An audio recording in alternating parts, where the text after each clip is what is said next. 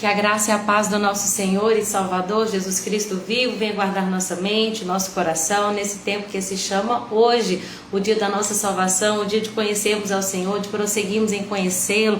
Mais um dia que o Pai nos permitiu viver, gente, mais um dia de leitura bíblica, mais um dia de meditação nessa palavra que é viva, que é como um martelo que esmiuça a pedra, a penha, essa palavra que é como um fogo que arde dentro do nosso coração. Não conseguimos ficar sem falar sobre ela, uma vez que ela nos encontrou verdadeiramente.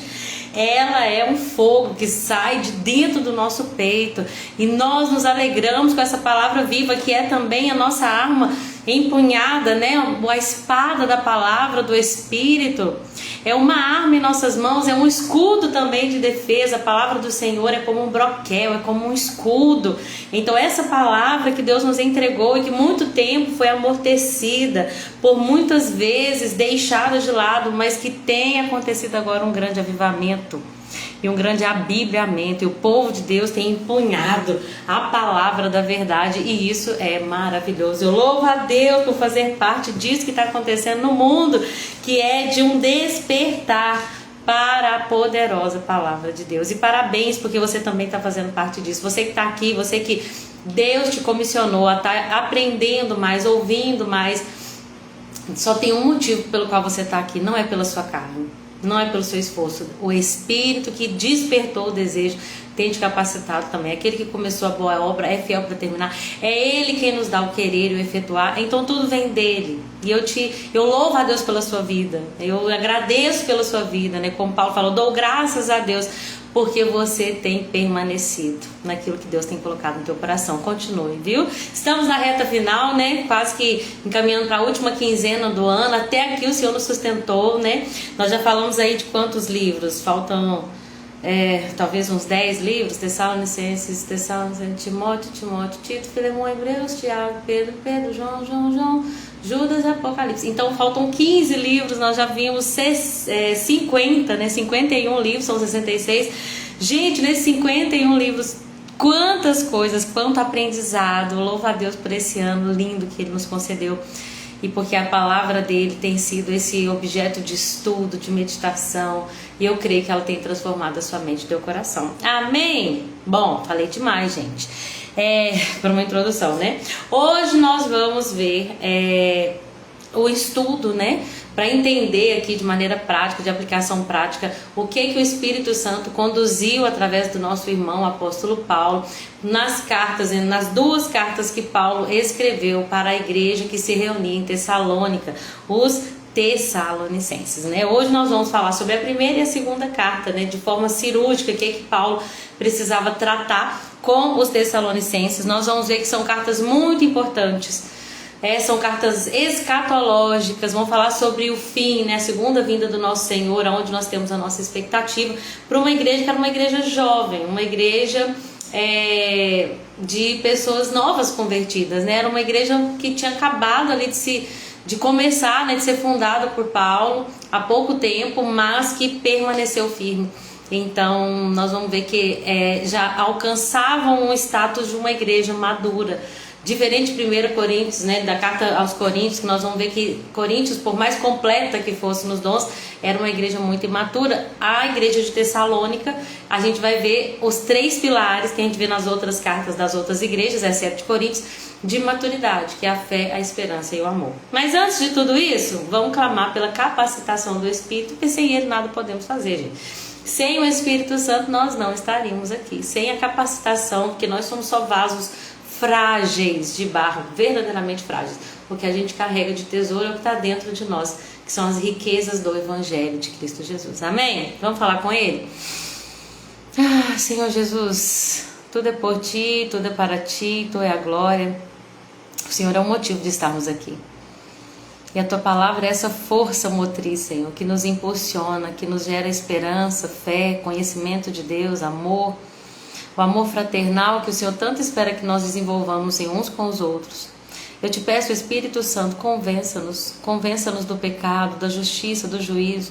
Aumenta em nós a esperança e a expectativa na Tua segunda vinda. Que nós não estejamos tão apáticos, Senhor, como nos dias de Noé, comprando, vendendo, casando, dando-se em casamento.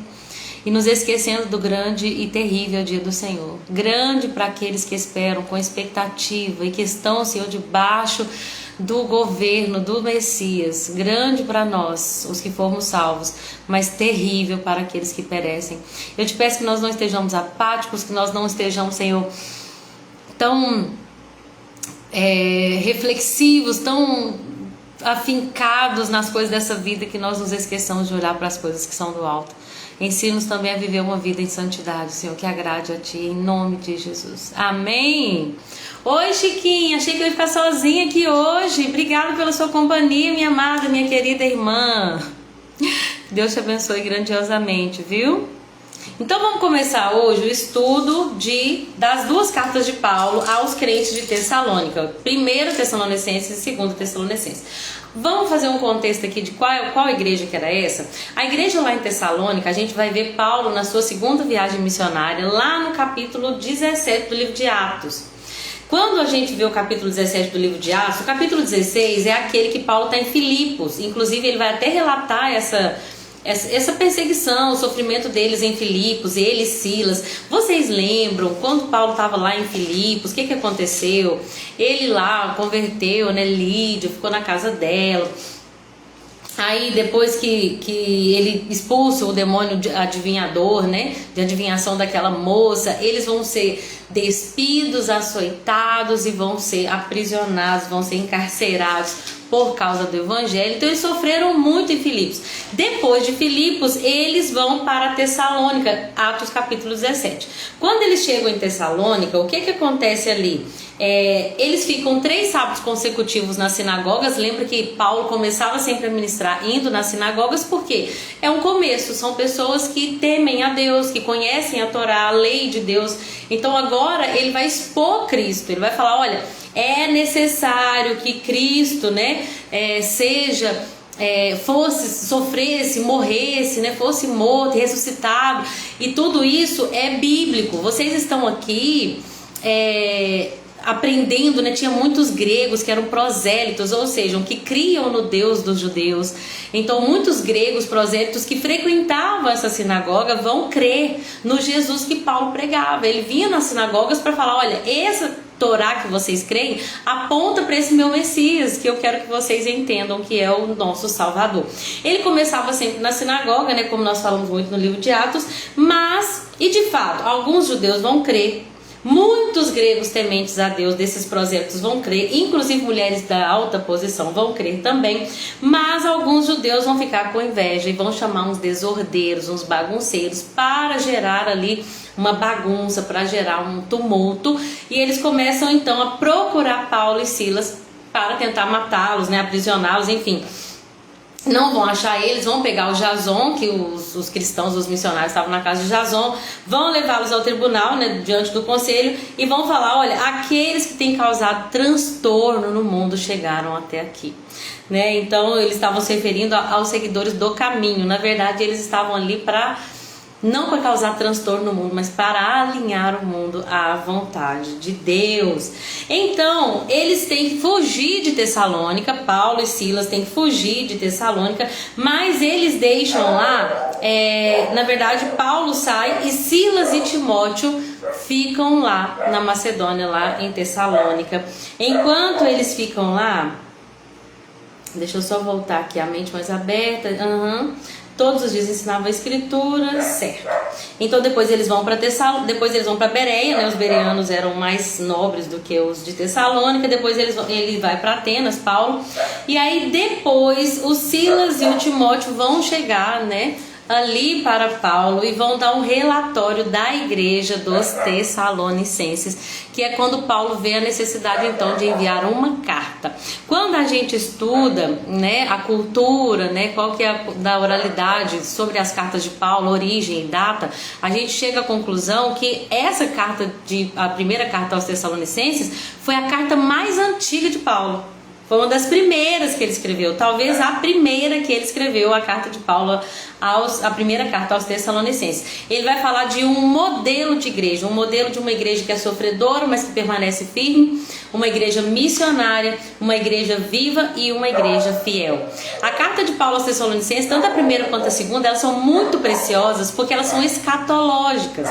Elas vão falar sobre o fim, os dias do fim, o dia do retorno do Messias, a segunda vinda do nosso Salvador, que é onde nós temos que ficar com o nosso coraçãozinho assim, ó, naquela ardente expectativa da iminência desse retorno do Mestre. Então essas cartas são muito importantes porque Paulo vai falar sobre como vai suceder tudo isso. Amém? Hoje eu tô falando demais, gente. Deixa eu cumprimentar as amadas que já entraram. A Tayane tá aqui. Oi, Thay. Beijo você nas crianças, viu? Que Deus abençoe você, sua gravidez, sua menininha também.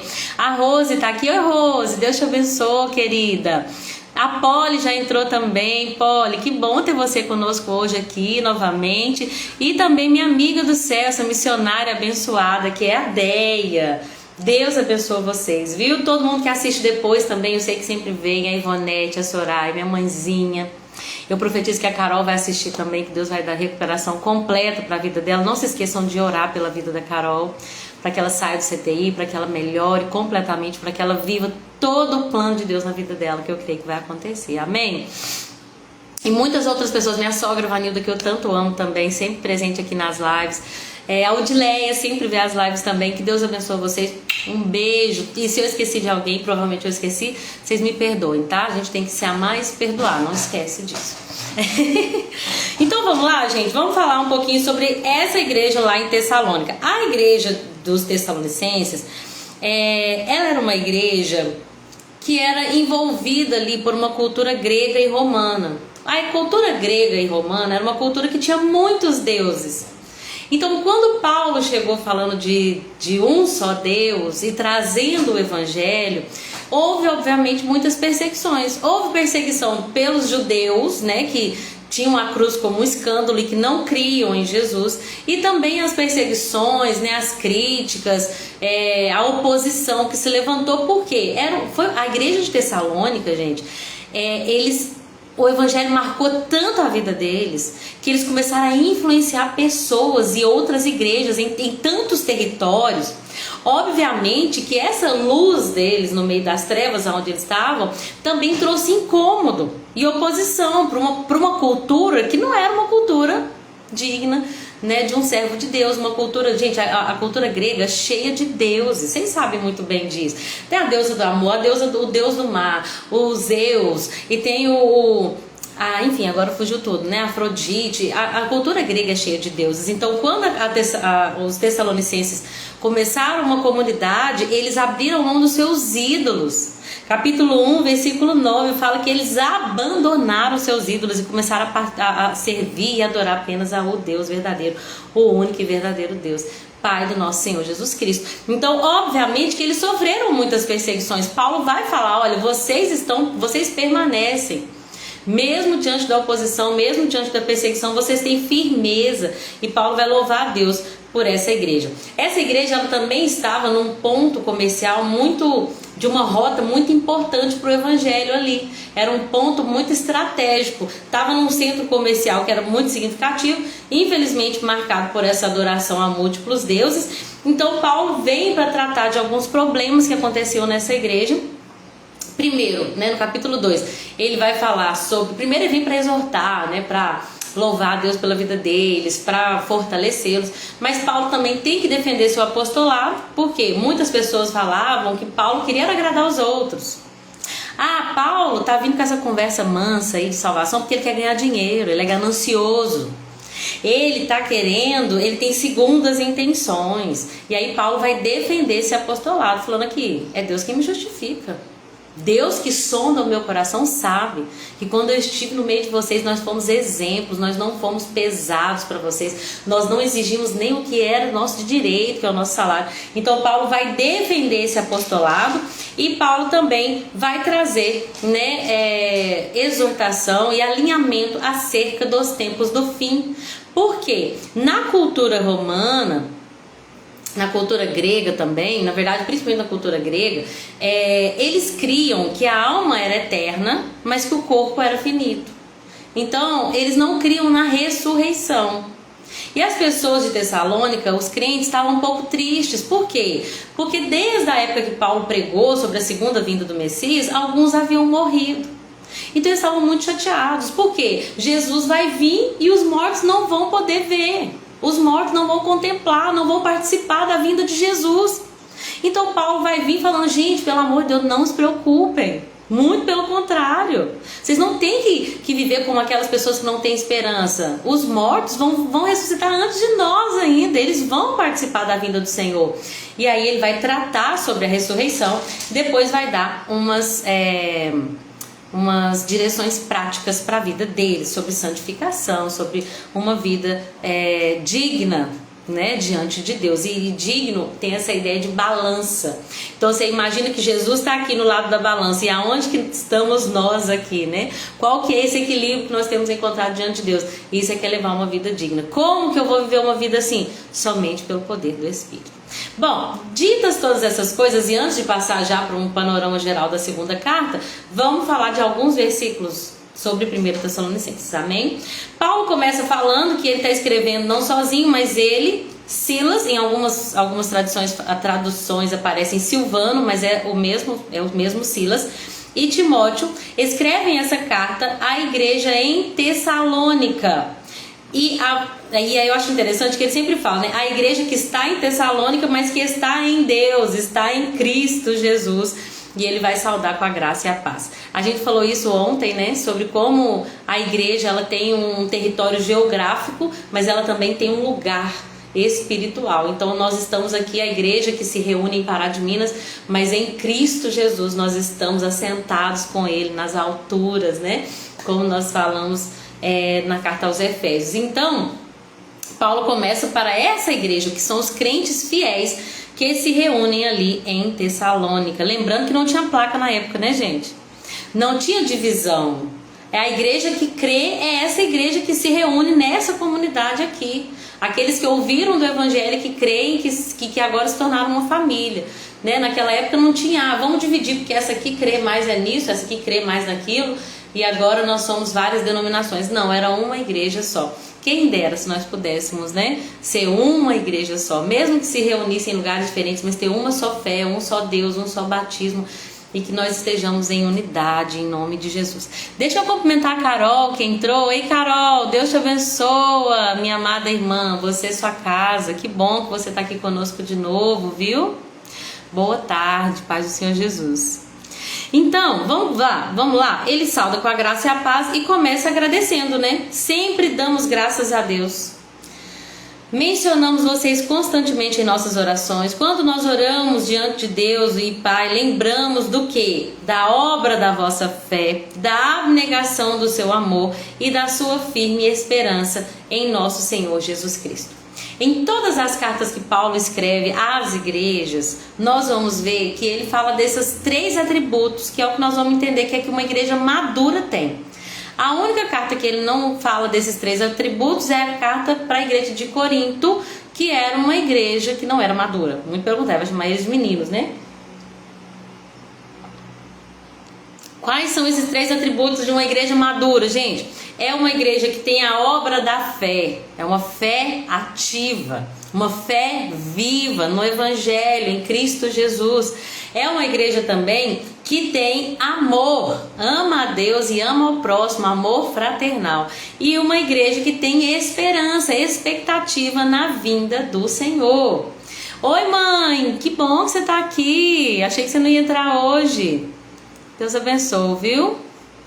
Então uma igreja madura, ela deve ser sempre composta por esses 3 atributos: fé, esperança e amor. A fé no evangelho genuíno, a esperança do retorno do Messias e o amor a Deus e ao próximo como a nós mesmos. Essa é a igreja madura.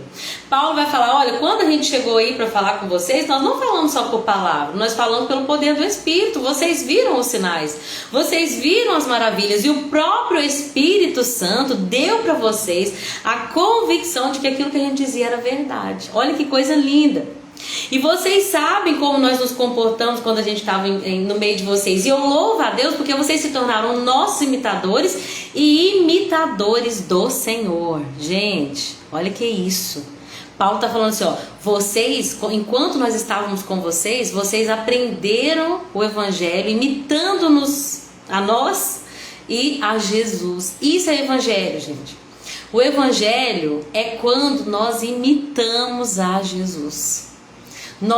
Eu digo imitar não no sentido de uma hipocrisia, eu finjo ser Jesus, não. É quando você contempla o Mestre, você tem tanto tempo na presença de Jesus que você começa a se tornar parecido com Ele. Gente, é verdade que aquela pessoa que você mais anda, que você mais vê, você se parece com ela. Por que nós somos tão parecidos com nossos pais? Porque desde nova, né? Eu e minha mãe tem a questão genética também. Minha mãe e eu temos a voz parecida, nós temos hábitos parecidos, nós temos personalidade parecida. Então, desconsiderando as questões genéticas, por quê? Porque a gente aprende, gente, por contemplação. Quem você mais contempla, você é mais parecido.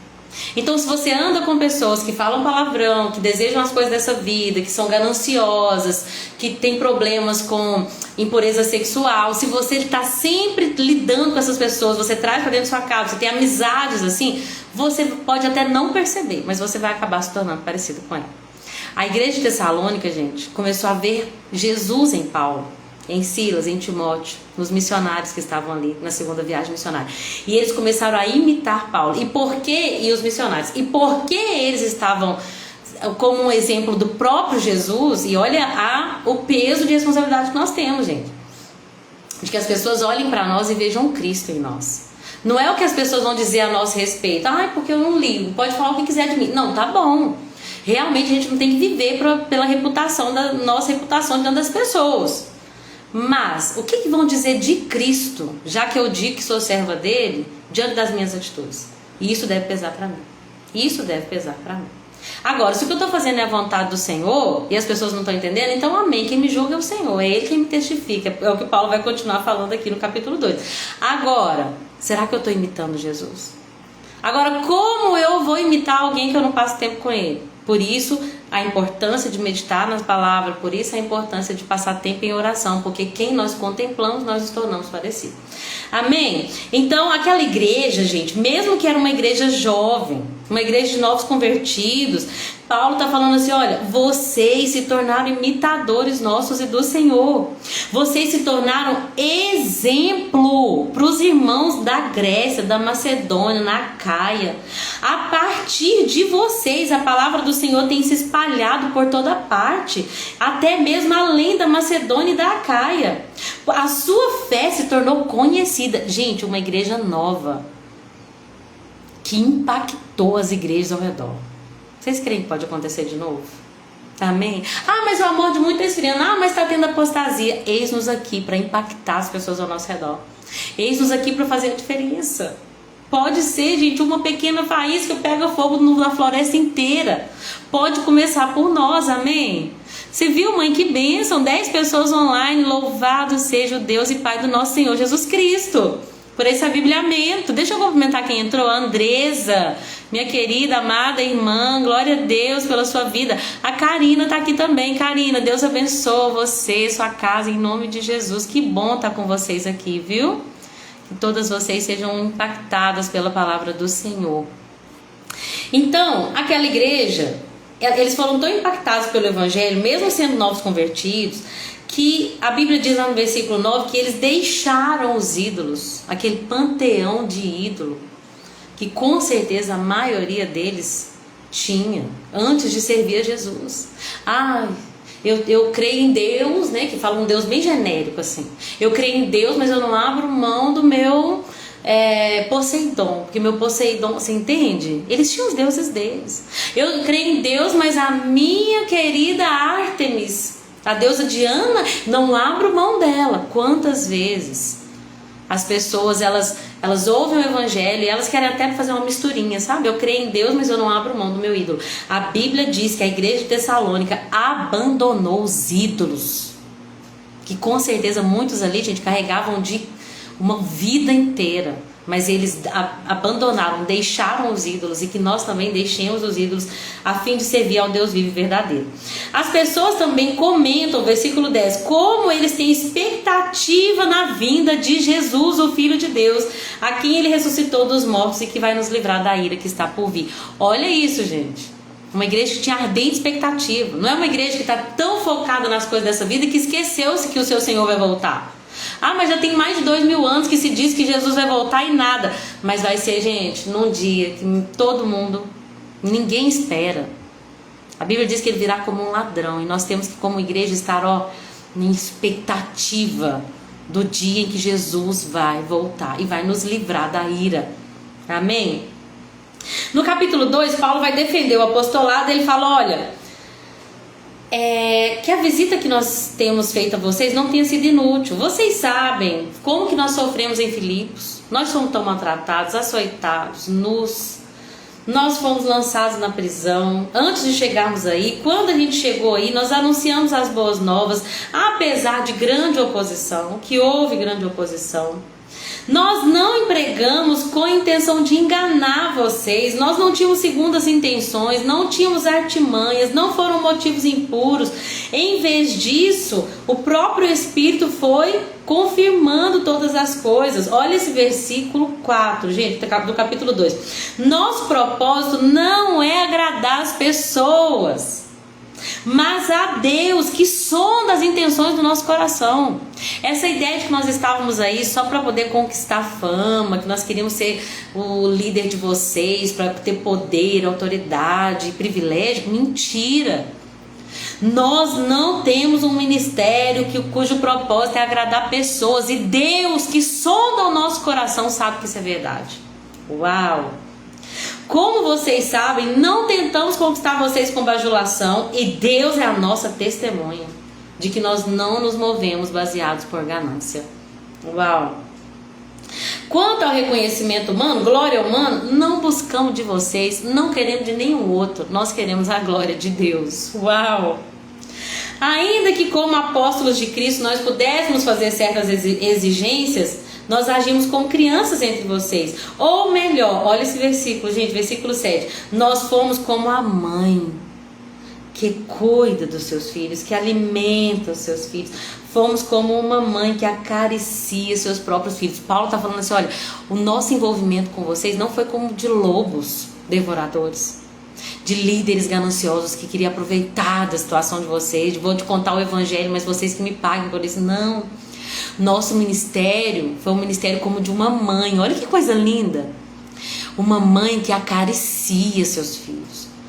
Paulo está mostrando que o ministério do apostolado deles não era um ministério, estou aqui para pregar, vocês creem, vocês não creem, estou indo embora. Não, quando Paulo chegava numa região, gente, eles cuidavam tanto daquelas, eles amavam aquelas almas. Ele se vê como uma mãe que acolhe, que dá afeto, que dá cuidado, que acaricia. Quando nós estivemos com vocês, nós nos portamos como mães. Noite e dia nos esforçamos para obter sustento, para não ser peso para ninguém. Nós não queríamos que vocês nos pagassem por nada, por isso nós trabalhamos a fim de obter aquilo que era necessário para o nosso sustento. Ele começa falando sobre mãe, só que depois ele fala assim, olha, na verdade nós tratamos cada um também como um pai trata dos seus filhos, versículo 11. Porque o pai é aquele que adverte, que exorta, que ensina. Então nós somos mãe para cuidar, mas nós somos pai para advertir, para exortar, para ensinar, para instruir aquilo que Deus, o modo que Deus considera digno, para que Ele chamou, para que nós de fato nos pudéssemos entrar no seu reino e em sua glória. Então nós agradecemos a Deus porque vocês receberam a mensagem não por meio de meras palavras humanas, mas vocês receberam como a palavra de Deus, que de fato é. Não é a palavra do Paulo, é a palavra de Deus que nós anunciamos. Então, irmãos, vocês foram perseguidos por seus próprios compatriotas. Tá vendo que Tessalônica passava por perseguição à igreja? Mas quando vocês sofrem, vocês estão simplesmente passando pela mesma coisa que as igrejas lá da Judéia, as igrejas lá de Jerusalém, lembra? Que mataram Estevão, que mataram o apóstolo Tiago, que mataram, enfim, até que não sei quantos mártires já havia tido, mas era uma igreja sofredora de perseguição, que era a igreja da Judéia. Paulo está falando assim, olha, quando vocês sofrem, lembrem-se que os seus irmãos também estão sofrendo. Os judeus mataram o Senhor Jesus, os profetas, e agora ele nos persegue, mas Deus vai chegar e a ira deles vai os alcançar. Misericórdia. Então o povo de Tessalônica passava por intensa perseguição pelos judeus que se opunham ao evangelho e pela cultura que entrava em choque, né? A cultura e a religião local que entrava em choque com a maneira deles de viver de acordo com o evangelho.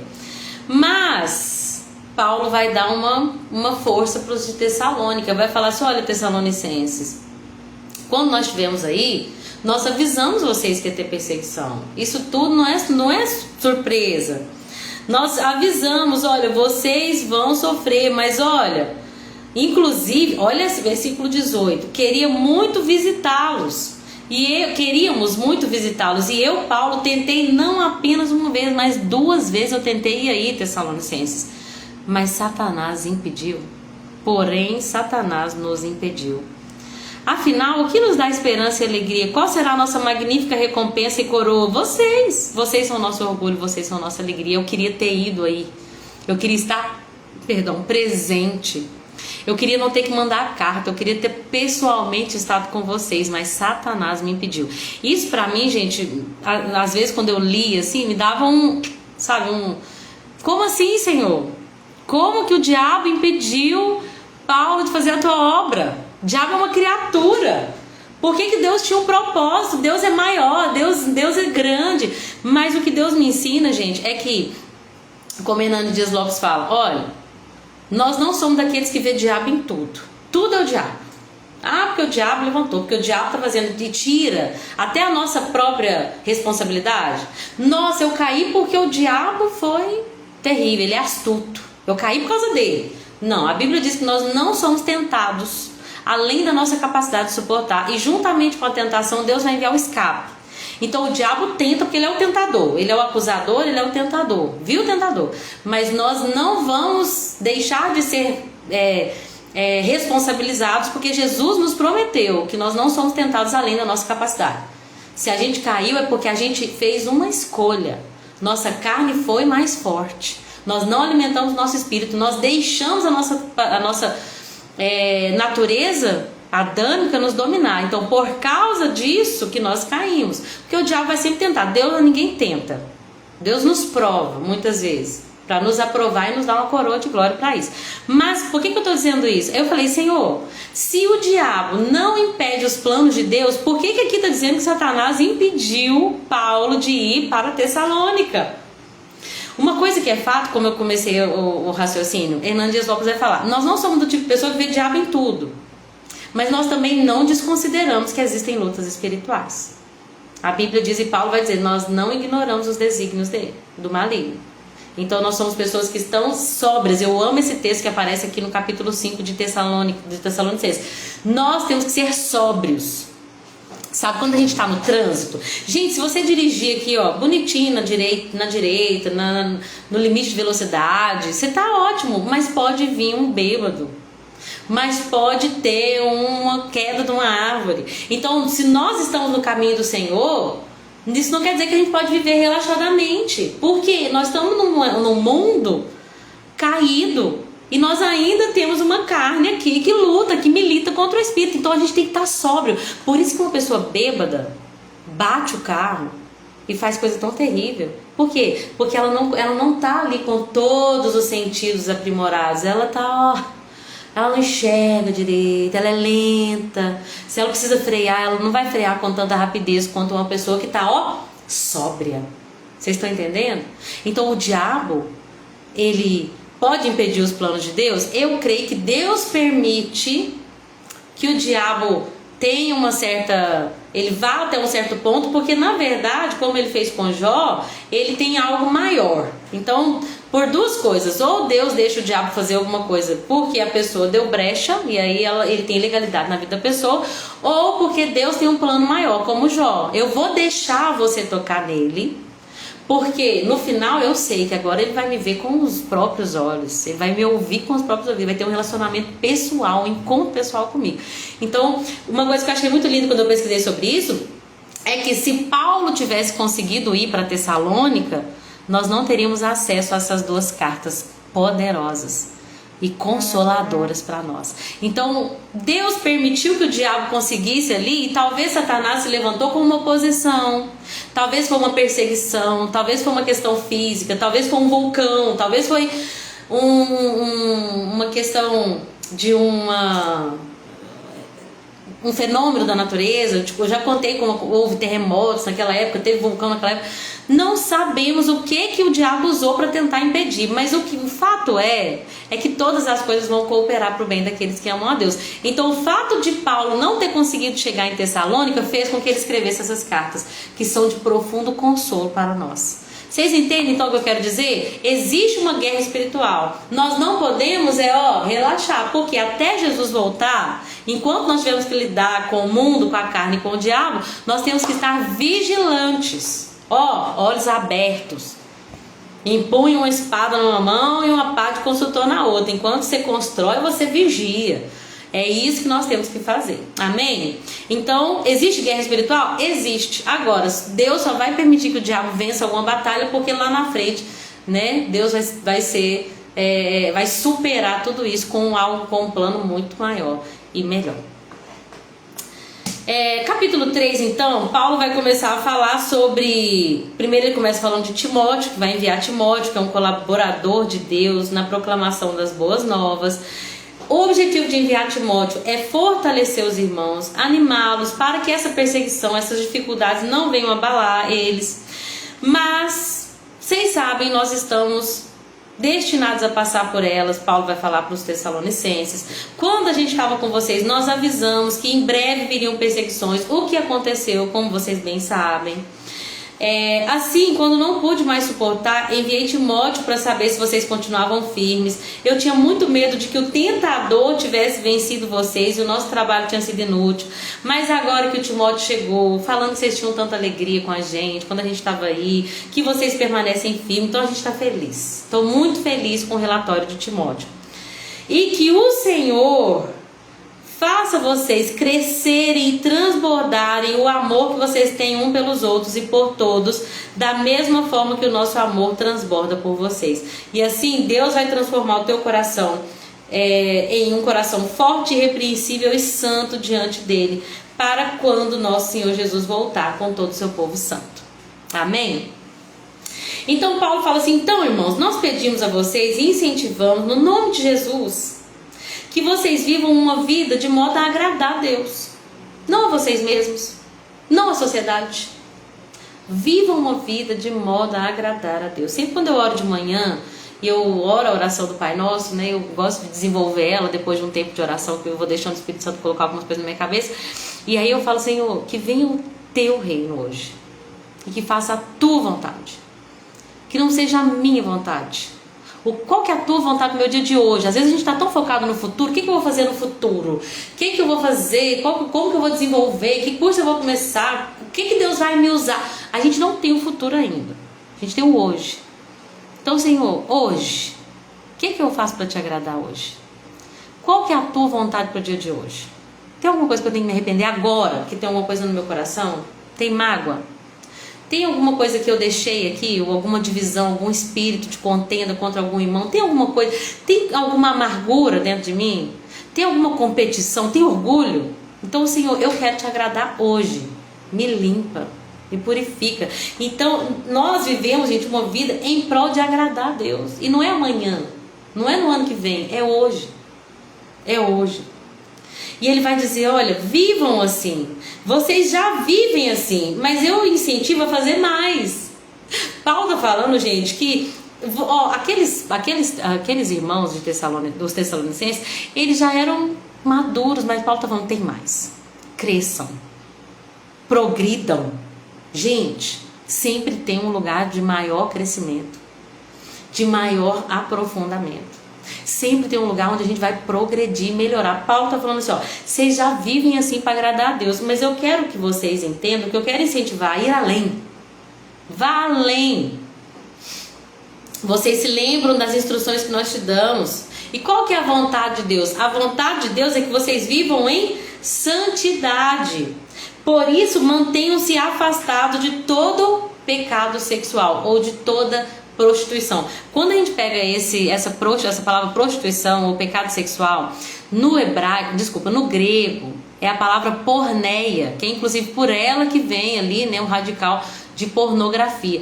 Essa palavra porneia, ela significa tudo que é um desvio da sexualidade sadia e santa, que é aquela que Deus determinou para nós, seus filhos. Desde um problema de um vício de uma pornografia até uma fornicação, que é o sexo fora do casamento, fora de uma aliança, e um adultério, né, um leito com mácula, uma traição. Desde da pornografia até um adultério, tudo que é um desvio daquela sexualidade sadia e santa, que é a que Deus estabeleceu para os seus filhos.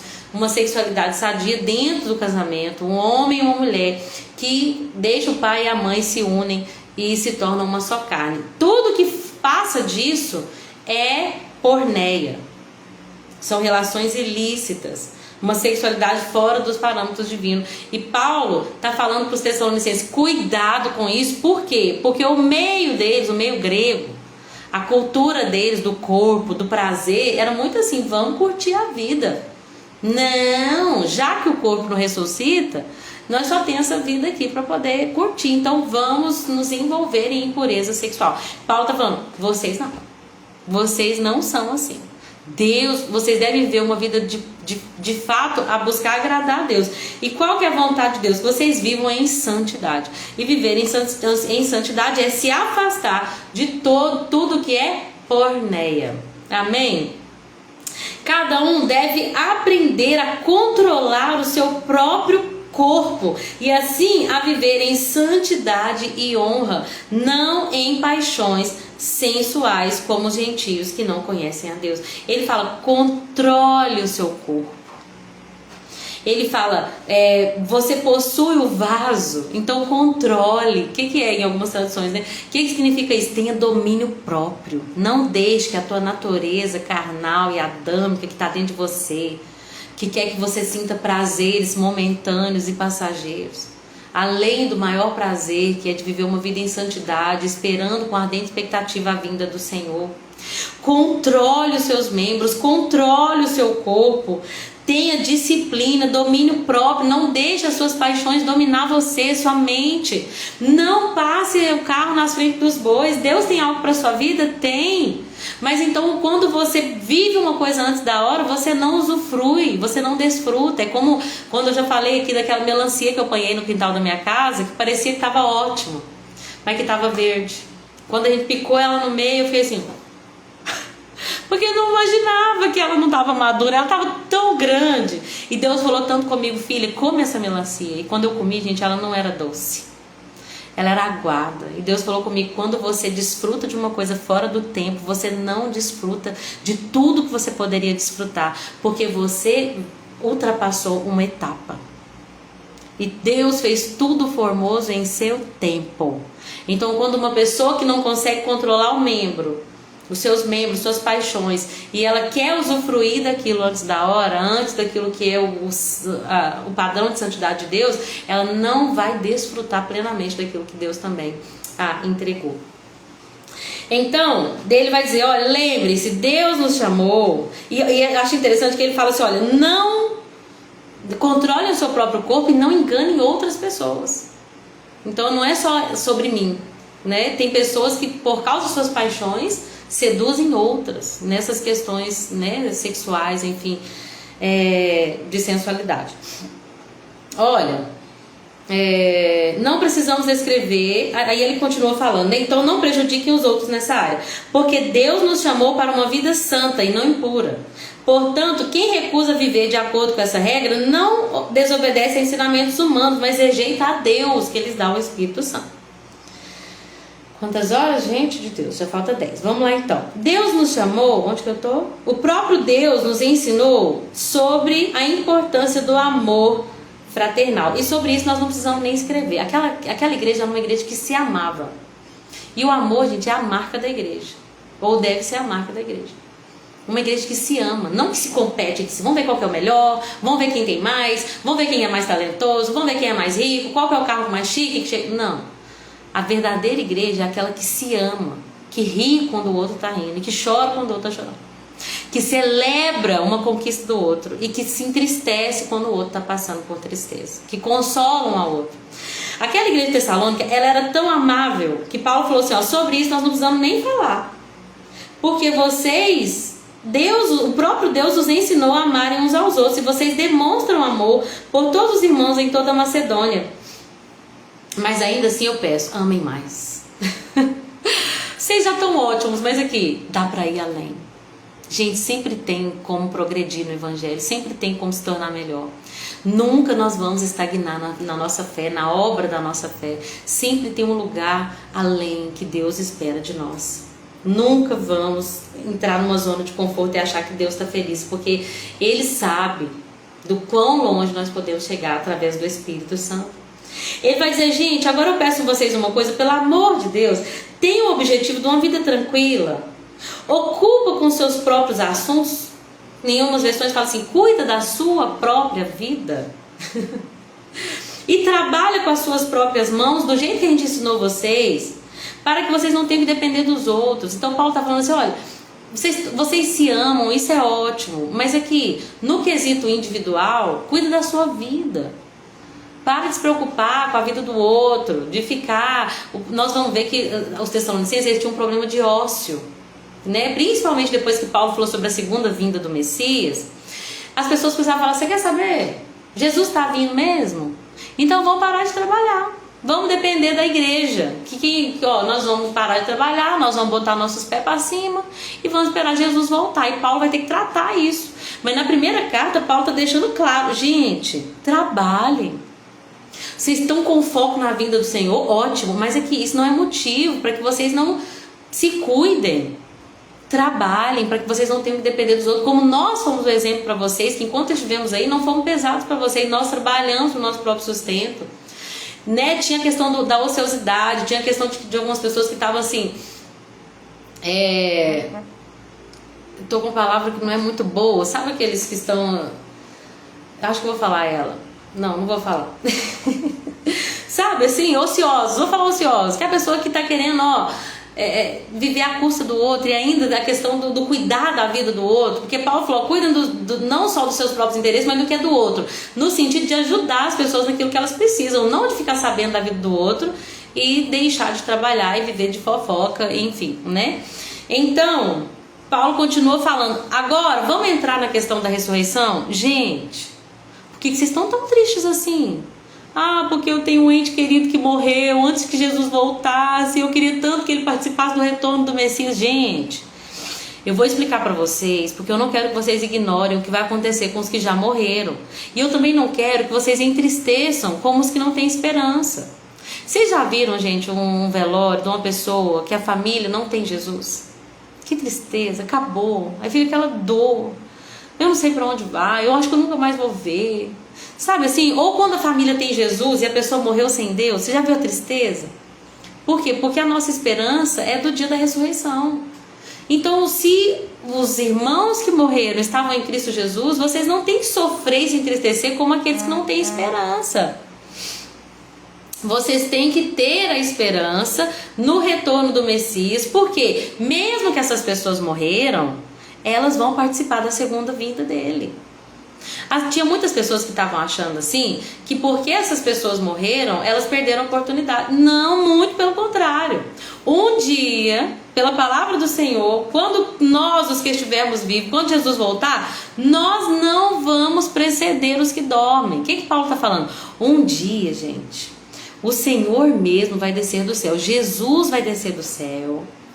E ele vai, através de um brado de comando, uma voz de arcanjo, um toque de trombeta, ele vai encontrar conosco nos ares. Mas esses que morreram, que vocês estão tão tristes, eles vão ainda antes de nós. Os que morreram em Cristo vão ressuscitar primeiro, vão encontrar com Jesus nos ares, e depois nós que estivermos vivos também vamos ser arrebatados e vamos estar para sempre com o nosso Senhor. Portanto, consolem uns aos outros com essa palavra. Gente, o maior consolo que nós podemos ter nessa vida não é de que tudo vai resolver, de que a nossa vida financeira vai deslanchar a ponto de que todos nós vamos tornar podres de ricos. Não é isso que deve consolar o crente. Porque todos os seus problemas vão ser resolvidos, todas as enfermidades do seu corpo vão ser curadas, todos os seus problemas familiares, seus problemas relacionais, seu casamento, tudo que você sempre sonhou, Deus vai te dar. Não é isso que Paulo fala que nós temos que consolar uns aos outros. O maior consolo que nós podemos ter é que um dia, dada a voz do arcanjo, diante do toque de uma trombeta, o nosso Senhor, um dia que ninguém espera, o nosso Senhor vai vir, o próprio Senhor Jesus vai vir, juntamente com as almas que já estão com Ele lá, aqueles que já morreram, e Ele vai vir com seus fortes anjos.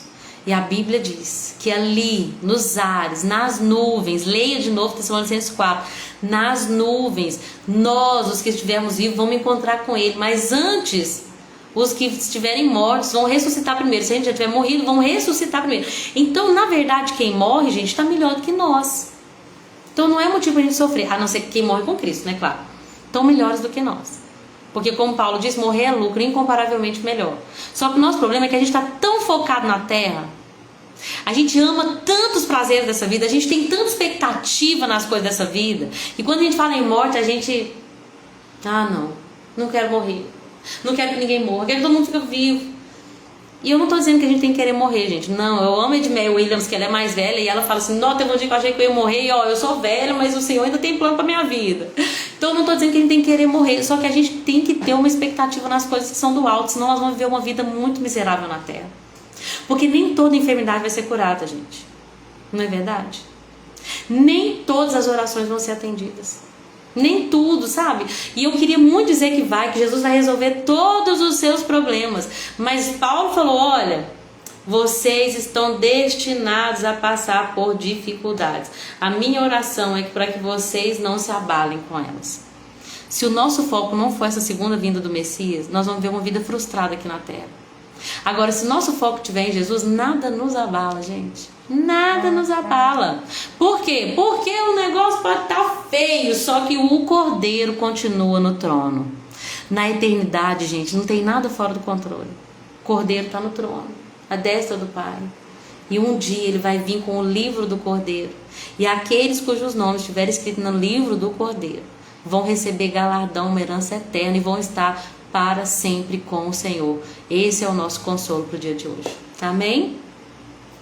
Capítulo 5, então, para poder terminar. No capítulo 5 é muito lindo, porque ele vai falar de muitas coisas práticas e rápidas. Gente, é assim, deixa eu começar aqui. Não é necessário que escreva quando tudo isso vai acontecer, porque lembre-se que isso vai vir de uma forma inesperada. Vai ser como um ladrão de noite. Quando as pessoas pensarem, tudo está em paz, tudo está seguro, vai vir como a dor de parto e vai ser o dia do nosso Senhor. Então, o que eu quero dizer? Vocês são filhos da luz, fiquem atentos, sejam sóbrios. Não durmam como os outros, vigiem. À noite quem dorme é os bêbados, se embriagam, mas nós que estamos na luz devemos ser sóbrios, protegidos pela armadura da fé, do amor e usando o capacete da esperança e da salvação. Deus, o Senhor, decidiu nos salvar por meio do Senhor Jesus Cristo, em vez de derramar sua ira sobre nós. Cristo morreu por nós, e quer estejamos despertos, quer dormimos, vivamos com Ele para sempre. Se a gente estiver vivo, nossa vida é de Cristo. Se a gente morrer, estamos com Cristo. É tudo sobre Jesus. E aqui agora sim, os conselhos finais e rápidos e práticos de Paulo. Irmãos, honrem os líderes da obra do Senhor. Não deixe eles trabalhar com tristeza, não. Não deixe eles trabalhar com gemendo, não. Tenham respeito e amor sincero por eles, pelo trabalho que eles realizam. Vivam em paz uns com os outros, irmãos, em nome de Jesus. Advirtam os indisciplinados. Tem alguém na igreja? Olha, ele tá falando pra igreja, tá? Não é nem pro líder. Você tá vendo que levantou alguém na igreja que não aceita autoridade, que sabe aquela pessoa? Sempre tem. Toda a igreja tem aquela pessoa que é indisciplinada. Paulo tá falando para a igreja, advirta os indisciplinados. Tenha honra com a liderança. Quando levantar uma pessoa dessa, fala, olha aqui, você está fazendo, você está agindo com rebeldia. Nós temos que advertir os irmãos que vivem indisciplinados. Os desanimados, a gente tem que encorajar. Bora, irmão, vamos prosseguir. Ajudem os fracos, sejam pacientes com todos. Cuidem que ninguém retribua o mal com o mal. Procure fazer o bem aos outros. Estejam sempre alegres. Alegrem-se no Senhor. Orai sem cessar. Nunca deixe de orar. Em toda e qualquer circunstância, agradeça a Deus. Em tudo dai graça. O negócio está difícil, graça. Está fácil, graças a Deus. O negócio... A noite foi terrível, graças a Deus. A noite foi ótima, graças a Deus. Tá chovendo, graças a Deus. Tem sol, graças a Deus. Em tudo dai graças. Em tudo, gente. Não falou só nas circunstâncias mais ou menos boas e até um certo ponto de ruim. Em tudo sejam agradecidos. Meu Deus, isso pois essa é a vontade de Deus para vocês em Cristo Jesus. Não apaguem o Espírito Santo. Não apaga, não despreza. Não retém o Espírito, não despreza as profecias, mas coloca tudo à prova e fica com o que é bom. Coloca à prova. Nós temos que provar as profecias. O que a pessoa está falando é bíblico, como os bereanos. É bíblico. Está dentro daquilo que a Bíblia diz. A pessoa falou 90, Lorena falou 90 coisas legais, mas 10% do que ela falou não creio. Então você elimina. Retenha o que é bom e elimina. Eu vejo o Hernando Dias Lopes, e é um pastor que é referência para mim, mas ele não crê exatamente como nós cremos sobre o arrebatamento da igreja, sobre irmos antes da tribulação. Ele não crê que somos tricotômicos, corpo, alma e espírito. Ele crê que nós somos corpo e alma é uma coisa só. Então o que a gente faz, gente? Daquilo que Deus está nos levando a entender, que se não estiver errado, o Senhor nos muda a nossa mente e nos ilumina os nossos olhos, do nosso coração. Mas pega o que é bom, sabe? Você não vai eliminar a pessoa da sua vida porque uma coisa que ela fez ou que ela falou não é exatamente aquilo que você entende. Se é uma pessoa que está caminhando com Cristo, falou alguma coisa, retenha o que é bom e elimine aquilo que não é, que você entende que não vem de Deus. Mantenham-se afastados de toda forma de mal. E aí aqui termina, né, que é a maior prova que a gente crê que nós somos tricotômicos, corpo, alma e espírito. Ele vai dizer assim, olha, irmãos, em todos os aspectos, que o Deus de Pai os torne santos, que o espírito, a alma e o corpo sejam mantidos irrepreensíveis, que a alma de vocês esteja irrepreensível, que o corpo de vocês seja irrepreensível e que o espírito também seja irrepreensível. E não se esqueça de orar por nós. Amém? E aí, o que aconteceu para Paulo enviar a segunda carta? Agora eu vou ser bem rapidinho, falei que todo mundo quer acabar 3 horas. O que aconteceu na segunda carta? Quando Paulo mandou a primeira carta falando da vinda do Senhor, que vai vir como um ladrão, as pessoas, muitos, não compreenderam exatamente o que Paulo quis dizer e achou que assim, Jesus ia voltar naquele dia mesmo ou no outro dia. Muitos deixaram de trabalhar, começaram a ficar ociosos esperando o dia do retorno de Cristo. Já que Jesus está voltando, não vamos ter projetos na terra. Muitas pessoas... Gente, o Senhor nos chama para esse lugar de equilíbrio. Eu amo o céu, eu tenho foco no céu, eu espero a vinda do Senhor, mas eu entendo que enquanto eu estou na terra, eu ainda tenho que produzir fruto para Ele. Não adianta a gente pensar assim, Jesus vai voltar, para que focar na próxima geração? Para que trabalhar? Para que frutificar aqui? Jesus está voltando, para que sofrer? Não, existe um equilíbrio, nosso foco está em Cristo, mas nós precisamos produzir. Porque nós não sabemos se vai vir nessa geração, ou na próxima geração, ou na outra geração. Então nós temos que trabalhar para deixar um legado.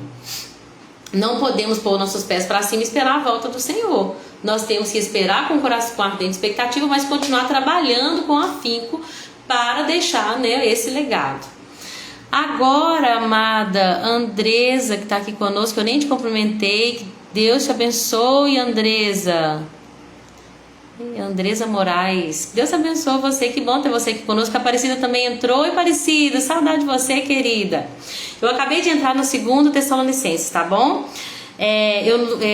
Vamos capítulo por capítulo então, só pra gente entender. Ele começa falando novamente, né? Capítulo 1 dos Tessalonicenses, de 2 Tessalonicenses. Ele começa falando, olha, gente, parabéns. Até, gente, lá no dicionário Wycliffe vai falar que a distância de tempo entre a primeira e segunda carta poderia ter sido assim, semanas. Porque quando Paulo enviou a primeira carta, houve um alvoroço ali em Tessalônica. Alguns começaram a se dispersar, porque Jesus está voltando mesmo, vamos viver uma vida aqui mais tranquila. E outros falsos mestres se levantaram e começaram a falar que na verdade a segunda vinda já tinha acontecido. Não, vocês estão enganados, Jesus já voltou. E aí aquilo gerou uma bagunça. Paulo vai enviar essa carta para tratar desse pânico, dessa desordem, para falar da vinda do Senhor e de coisas que ainda eram necessárias acontecer. Ele começa falando, né, da fidelidade, da perseverança do povo, apesar das aflições. Ele vai falar, olha gente, Deus vai conceder descanso para vocês que são afligidos, e nós também, a nós também, quando Ele vier. Jesus vai vir com os seus fortes anjos. Ai meu Deus, você já imaginou essa vinda numa nuvem? Às vezes quando tem uma nuvem no céu, eu e minha mãe sempre fala, né mãe? A gente olha e fala assim, nossa, já pensou como vai ser a nuvem que Jesus vai voltar? Vai ser uma nuvem gloriosa, gente, e todo olho, na verdade nessa segunda vinda para nós, né? Só os santos que vão ser arrebatados que vão ver, mas na segunda vinda na terra, todo o olho o verá com grande glória. Ele vai vir com fortes anjos, a Bíblia está dizendo aqui. Ele vai falar, nós estamos continuando a orar por vocês. Capítulo 2 então. Então, gente, é o seguinte, vamos esclarecer umas coisas aqui a respeito da vinda do nosso Senhor e do nosso encontro com Ele, tá bom? Para que vocês não se assustem tão rápido com o que as pessoas estão dizendo. Tem pessoas dizendo que a vinda do Senhor já veio, já começou. Não, gente, não acreditem neles. Tem gente que tá chegando aí falando que teve uma visão. Quantas vezes, quantas seitas se levantaram assim, ó, o mundo vai acabar dia tal, né? Ah, eu tive uma visão, um sonho do fim do mundo. Não, gente, vocês não precisam ter medo.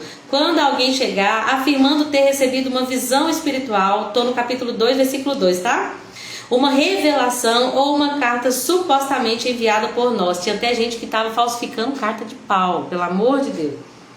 Não se deixem enganar pelo que dizem, porque esse dia do Senhor, da vinda do Senhor, ele não vai acontecer antes que venha a rebelião ou a apostasia e venha então o homem da perversidade ou o homem da iniquidade, aquele que traz destruição. Ele se exalta e vai se opor a tudo que se chama de Deus e a todo objeto de culto. Ele vai até se assentar no templo de Deus e vai se passar por Deus. Eu falei disso quando eu estava com vocês. E sabe o que está vocês sabem o que detém esse homem da iniquidade? Porque ele só vai ser revelado quando a sua hora chegar. Pois essa perversidade já opera secretamente e vai permanecer em segredo até que se afaste o que a detém. Então o homem da perversidade vai ser revelado, mas o Senhor Jesus o matará com o sopro da sua boca e vai destruir com esplendor da sua vinda. Esse homem virá para realizar o trabalho de Satanás e vai operar, gente, maravilhas, poder, sinais e maravilhas, e com todo tipo de mentira perversa vai tentar enganar, vai conseguir enganar os que caminham para a destruição. Por quê? Deus vai permitir a operação do erro para que aqueles que crerem, né, que não creram na verdade, tiveram prazer na iniquidade, creiam na mentira do anticristo. Vamos falar aqui rapidamente então sobre o anticristo, rapidamente. Falei que todo mundo quer acabar 3 horas. Paulo está falando o seguinte, gente, ó, vocês estão achando que Jesus já voltou? Não voltou, ainda tem coisa para acontecer, gente. O que vai acontecer? Primeira coisa, vai vir uma grande apostasia. O amor de muitos vai esfriar, muitos vão abandonar a fé. E depois disso vai aparecer o homem da iniquidade, o perverso, o iníquo. Esse é o anticristo. Quem vai chamar ele de anticristo é só o apóstolo João. O anticristo, ele vai se levantar e nós cremos que na grande tribulação, 3 anos e meio, ele vai vir com uma falsa paz, que vai juntar o mundo todo em uma paz plena. Todo mundo vai exaltar ele como um grande líder, o maior líder pacificador. Só que depois de 3 anos e meio, ele vai se rebelar contra tudo que se chama Deus. Vai se assentar no templo, nesse último templo que os judeus vão construir, né, escatologicamente dizendo. Ele vai se assentar no templo e vai dizer, ó, a partir de agora vocês vão me adorar porque eu sou Deus. Ele vai aniquilar tudo que se chama de Deus, todo culto a outros deuses, e vai dizer que ele mesmo é o próprio Deus. O diabo, ele vai ter tanto poder que ele vai operar sinais e maravilhas pelo poder do diabo e vai enganar muitos. Muitos quem? Aqueles que não creram na verdade porque tiveram prazer na iniquidade. Deus vai permitir a operação do erro para que esses venham ser enganados. Agora, esse homem da iniquidade, aí agora a pergunta é, a Bíblia diz que ele ainda não se manifestou porque tem algo que trava, tem algo que o detém. O que o detém? Vários pensadores e teólogos vão dizer coisas que podem ser diferentes, mas o que nós cremos, tá? Ministério Fogo e Luz, inclusive meu marido Edmundo, conversei com ele hoje para confirmar. O que nós cremos que detém a vinda do anticristo? A igreja movida pelo Espírito Santo na terra. Nós cremos que o que detém o anticristo, embora o espírito dele já esteja operando, o que detém a manifestação do anticristo é a igreja na terra. Quando a igreja for arrebatada, então vai vir, né, essa manifestação do homem da iniquidade e o anticristo. Por isso nós cremos que a igreja vai ser arrebatada antes do período da grande tribulação, tá bom? E é muito lindo porque... E outras pessoas até pensam, deixa eu falar antes disso, muitas pessoas vão pensar que o Espírito Santo não vai estar na terra quando na grande tribulação. Gente, a terra não vai ficar vazia sem Deus, porque Deus preenche tudo. Deus é onipresente. O Espírito Santo vai estar na terra, sim. Ele só não vai estar derramado como ele está hoje. A maneira como o Espírito Santo vai estar é nessa maneira de sentido de onipresença.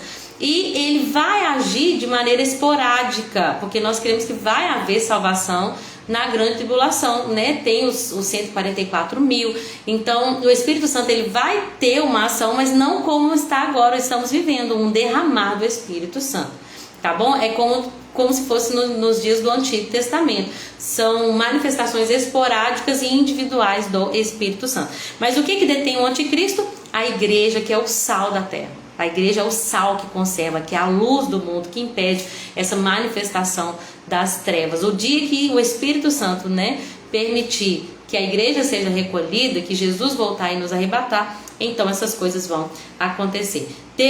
Paulo continua falando para que os irmãos permaneçam firmes. E depois no capítulo 3 ele vai falar desses irmãos ociosos que não queriam trabalhar. E ele fala no nome de Jesus, quem não trabalha que não coma. Vocês têm que trabalhar, tá bom? Vocês têm que buscar o seu sustento aí, vocês que estão ociosos.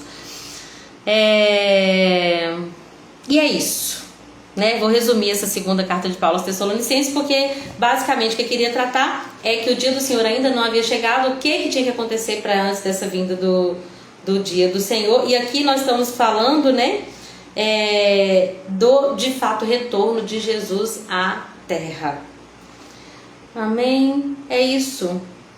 Ele termina falando a graça e a paz. Eu acho que eu falei de tudo que é mais importante dessa carta. E eu espero que tenha sido edificante para vocês. Que Deus abençoe a cada um. Eu amei estar com vocês aqui. Obrigada pela companhia, Andresa. Obrigada, Deia. Obrigada, Carol. Obrigada, outra Andresa. Olha que gracinha. Andresa, me conta aqui se eu te conheço pessoalmente. Poli também, obrigado por tudo. Chiquinha, obrigado pela sua companhia desde o início aqui. E Aparecida também, que Deus abençoe vocês. Não se esqueçam que o nosso foco seja a vinda do Senhor, mas que nós estejamos ainda continuando trabalhando para o reino de Deus, para, né, a santificação, para deixar um legado. Você me conhece, Andresa? Depois você me manda uma... É porque eu gosto de saber quem que tá entrando pra eu poder, né, pra gente ter essa pessoalidade maior assim. Depois você me manda lá no privado, viu?